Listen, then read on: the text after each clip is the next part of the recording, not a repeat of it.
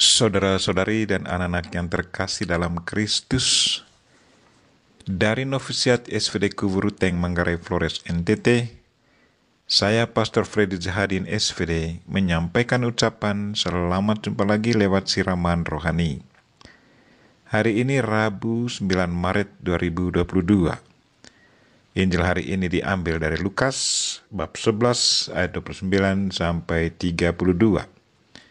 Kita diingatkan bahwa tanda dan kemuliaan Tuhan tampak kepada mereka yang suci hatinya. Marilah kita berdoa memohon penerangan Roh Kudus. Dalam nama Bapa dan Putra dan Roh Kudus, amin. Tuhan dan Allah kami, puji dan syukur kami haturkan kepadamu karena Engkau mengingatkan kami untuk selalu teguh dalam iman dan menjaga kesucian hati kami. Karena hanya dalam keadaan demikian kami boleh alami Engkau. Kami mohon teguhkanlah iman kami dan sucikanlah hati kami. Tuhan, utuslah Roh Kudus-Mu, terangilah pikiran dan hati kami, agar sabda-Mu yang akan kami dengar dapat kami pahami dengan baik, dan isi pesan-Mu dapat kami hayati dan amalkan dalam hidup harian kami. Doa ini kami sampaikan dengan perantaran Kristus Tuhan kami. Amin. Tuhan sertamu dan sertamu juga. Inilah Injil Yesus Kristus menurut Lukas. Dimuliakanlah Tuhan. Sekali peristiwa Yesus berbicara kepada orang banyak yang mengerumuni Dia. Angkatan ini adalah angkatan yang jahat. Mereka menuntut suatu tanda. Tetapi mereka tidak akan diberi tanda selain tanda Nabi Yunus. Sebab sebagaimana Yunus menjadi tanda bagi orang-orang Niniwe, demikian pula lah Anak Manusia akan menjadi tanda bagi angkatan ini. Pada waktu penghakiman Ratu dari Selatan akan bangkit bersama orang dari angkatan ini dan akan menghukum mereka. Sebab ratu ini datang dari ujung bumi untuk mendengarkan hikmat Salomo. Dan sungguh, yang ada di sini lebih daripada Salomo.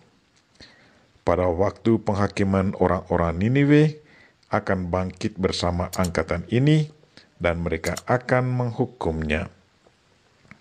Sebab orang-orang Niniwe itu bertobat waktu mereka mendengarkan pemberitaan Yunus, dan sungguh yang ada di sini lebih daripada Yunus.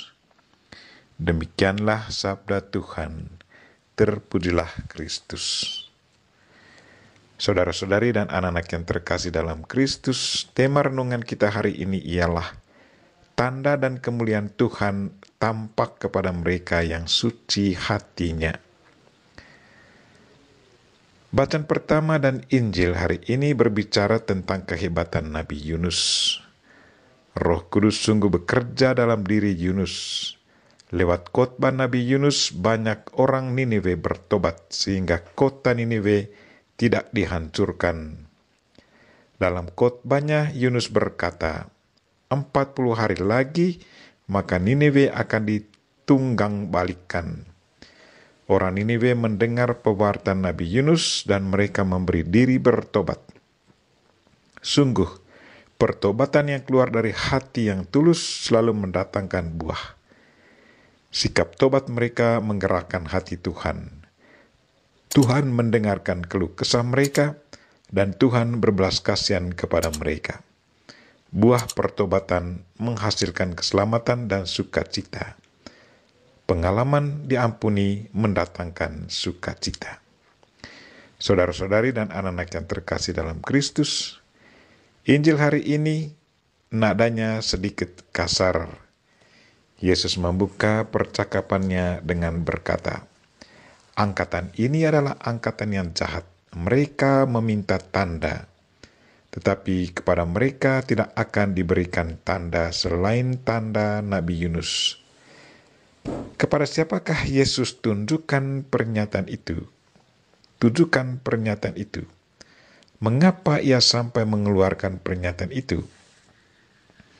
Saudara-saudari dan anak-anak yang terkasih dalam Kristus, Pernyataan itu ditujukan kepada kelompok Farisi, ahli Taurat, dan pemimpin-pemimpin agama Yahudi. Kelompok inilah yang meminta satu tanda dari Yesus untuk membuktikan bahwa Ia utusan Allah. Yesus merasa sangat kecewa karena sudah banyak kali Ia mengadakan mukjizat, tetapi orang Farisi, ahli Taurat, dan pemimpin-pemimpin agama Yahudi tetap tidak percaya bahwa Ia adalah utusan Allah.